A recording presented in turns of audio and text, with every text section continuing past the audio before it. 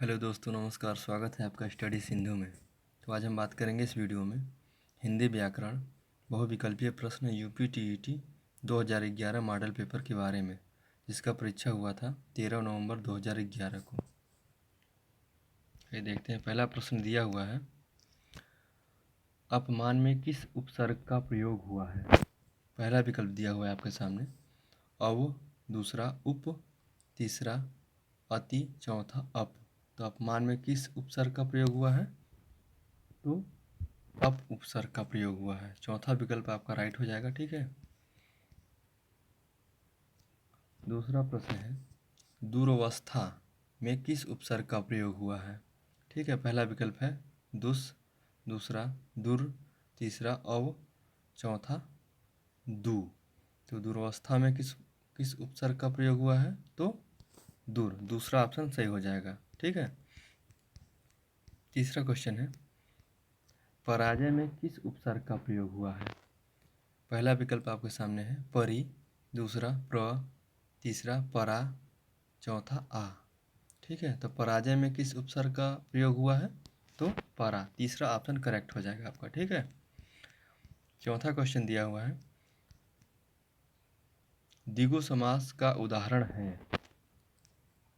पहला विकल्प दिया हुआ है माता पिता, दूसरा यथाशक्ति, तीसरा नवग्रह, चौथा पीताम्बर। तो द्विगु समास का उदाहरण क्या है? तो तीसरा ऑप्शन करेक्ट हो जाएगा नवग्रह, क्योंकि द्विगु समास वो होता है जो संख्यावाची होता है।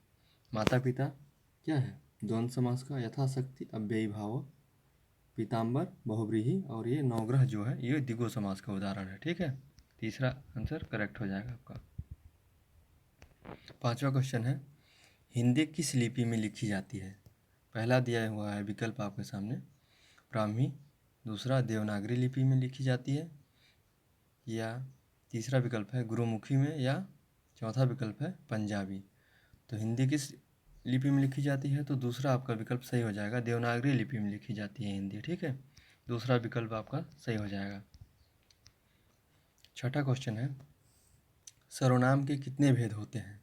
पहला विकल्प दिया हुआ है 6, दूसरा 5, तीसरा 7, चौथा 4। तो सर्वनाम के कितने भेद होते हैं? तो पहला विकल्प आपका सही हो जाएगा, 6 भेद होते हैं। ठीक है।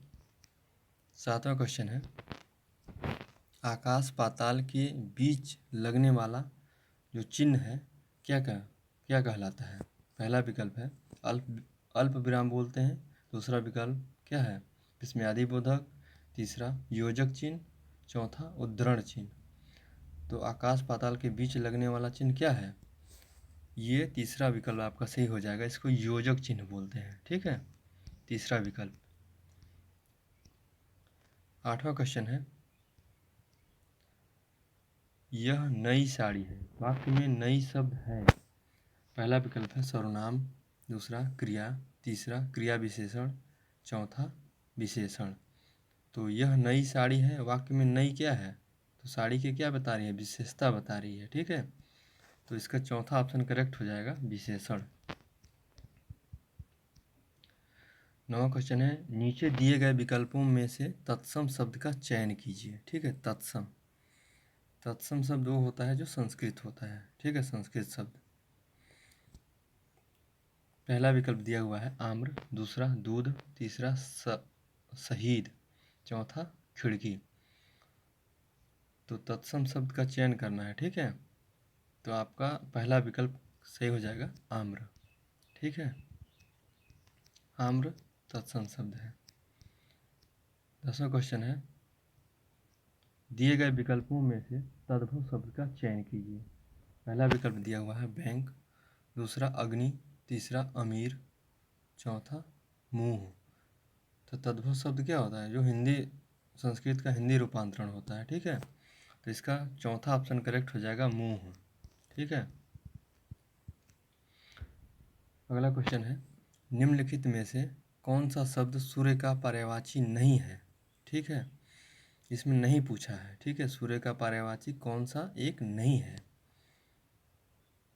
पहला विकल्प दिया हुआ है दिनकर, दूसरा रवि, तीसरा अंशुमाली, चौथा यामिनी। ठीक है। तो सूर्य का पर्यायवाची दिनकर भी है, रवि भी है, अंशुमाली भी है। तो चौथा विकल्प सही हो जाएगा, यामिनी नहीं है। ठीक है। अगला क्वेश्चन दिया हुआ है, मनोरथ का संधि विच्छेद होगा। पहला विकल्प दिया हुआ है मनः धन रथ, दूसरा मन धन ओरथ, तीसरा मनोधन रथ, चौथा विकल्प दिया हुआ है मन धन रथ। तो मनोरथ का संधि विच्छेद क्या होगा? पहला विकल्प सही हो जाएगा आपका, मन धन रथ होता है। ठीक है। अगला क्वेश्चन दिया हुआ है, विद्यार्थी उदाहरण है, किसका है? पहला विकल्प दिया हुआ है वृद्धि स्वर संधि का है, या दूसरा है गुण स्वर संधि का, तीसरा व्यंजन संधि का, चौथा विकल्प दिया हुआ है दीर्घ स्वर संधि का। तो विद्यार्थी उदाहरण है किस संधि का है? तो चौथा विकल्प आपका सही हो जाएगा, दीर्घ स्वर संधि का उदाहरण है। ठीक है। विद्यार्थी। दिग्भ्रम उदाहरण है, पहला विकल्प दिया हुआ है विसर्ग संधि का, दूसरा अयादि स्वर संधि का, तीसरा व्यंजन संधि का, चौथा यण स्वर संधि का। तो दिग्भ्रम किसका उदाहरण है? तो ये तीसरा विकल्प सही हो जाएगा, व्यंजन संधि का उदाहरण है। ठीक है। अगला क्वेश्चन दिया हुआ है, बिल्ली छत से कूद पड़ी, कौन से कारक है? इसमें कौन सा कारक है? मिसप्रिंट है।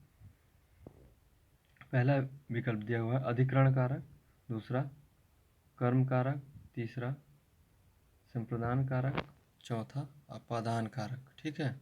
तो बिल्ली छत से कूद पड़ी में कौन सा कारक है? तो इसमें अपादान कारक हो जाएगा, चौथा विकल्प आपका सही होगा। ठीक है। अगला क्वेश्चन दिया हुआ है, नीचे लिखे वाक्यों के लिए एक शब्द बताइए जो युद्ध में स्थिर रहता है। ठीक है। जो युद्ध में खड़ा रहता है, स्थिर रहता है। ठीक है।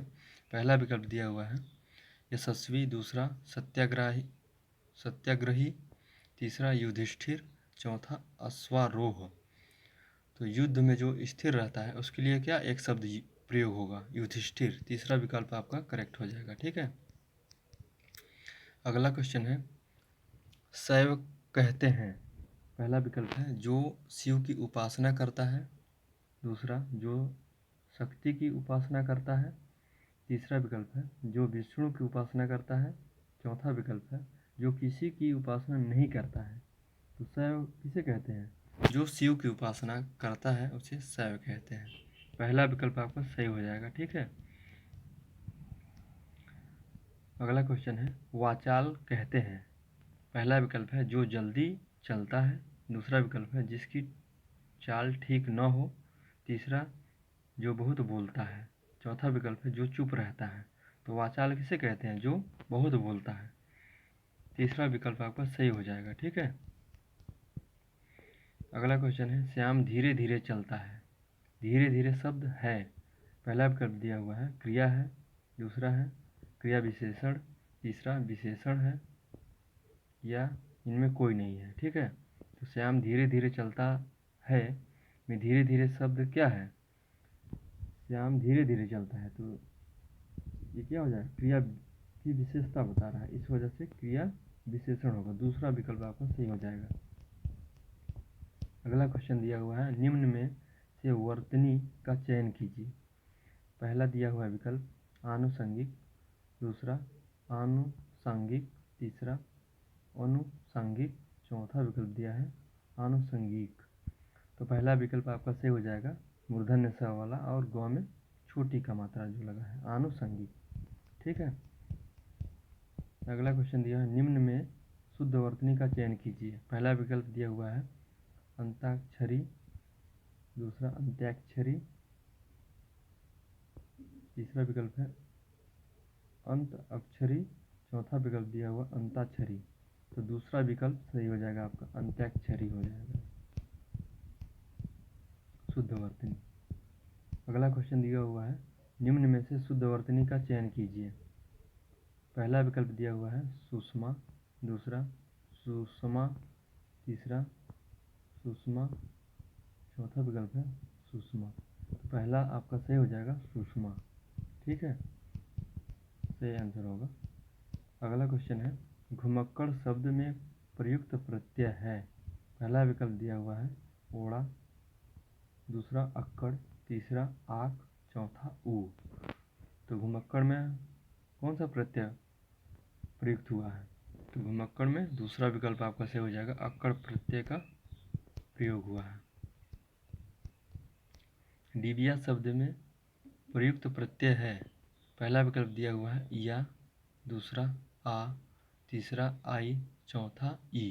तो डिबिया में कौन सा प्रत्यय प्रयुक्त हुआ है? यह आपका फर्स्ट ऑप्शन करेक्ट हो जाएगा। ठीक है, डिबिया में या प्रत्यय का प्रयोग हुआ है। ठीक है, अगला क्वेश्चन है भिक्षुक शब्द में प्रयुक्त प्रत्यय है, पहला विकल्प दिया हुआ है अ, दूसरा उ, तीसरा उक, चौथा अक। तो भिक्षुक में कौन सा प्रत्यय प्रयोग हुआ है? तो तीसरा विकल्प आपका सही हो जाएगा। ठीक है, उक प्रत्यय, तीसरा ऑप्शन करेक्ट। अगला क्वेश्चन है निम्नलिखित में से कौन सा शब्द बादल का पर्यायवाची है? बादल का पर्यायवाची पूछा है। ठीक है, तो पहला विकल्प दिया हुआ है नीरद, दूसरा नीरज, तीसरा अंबुज, चौथा अंबु। ठीक है, तो बादल का पर्यायवाची है, तो इसमें से कौन सा है? तो पहला विकल्प आपका सही हो जाएगा नीरद। अगला क्वेश्चन दिया हुआ है इंद्रियों को जीतने के लिए एक शब्द है, पहला विकल्प दिया हुआ है दूरदर्शी, दूसरा दत्तचित्त, तीसरा कुशाग्र बुद्धि, चौथा दिया हुआ है जितेंद्रिय। तो इंद्रियों को जीतने वाले के लिए एक शब्द क्या होगा? तो चौथा विकल्प आपका सही हो जाएगा जितेंद्रिय। ठीक है, अगला क्वेश्चन है आहा आप आ गए, वाक्य में आहा शब्द है, पहला विकल्प दिया हुआ है संज्ञा है या सर्वनाम है, दूसरा विकल्प है सर्वनाम, तीसरा अव्यय, चौथा विशेषण। तो इसमें क्या हो जाएगा? आहा शब्द है, तो आहा शब्द क्या है? तीसरा विकल्प आपका सही हो जाएगा अव्यय शब्द है। ठीक है, अगला क्वेश्चन दिया हुआ है निम्नलिखित शब्द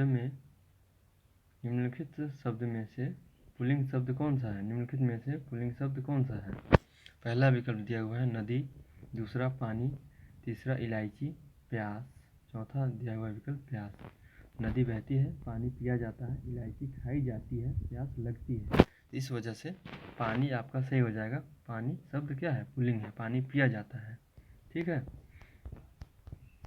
अगला क्वेश्चन है पवन का संधि विच्छेद है, पहला विकल्प दिया हुआ है प धन अवन, दूसरा प धन वन, तीसरा पो धन अन, चौथा पो धन अन। तो पवन का संधि विच्छेद क्या होगा? पवन का संधि विच्छेद पो धन अन हो जाएगा। ठीक है, अगर ये वीडियो आपको अच्छा लगा हो तो लाइक करें, शेयर करें और कमेंट बॉक्स में मुझे बताएं कि आपको कैसा लगा। ऐसे ही और वीडियोज़ के लिए इस चैनल को सब्सक्राइब ज़रूर करें। धन्यवाद।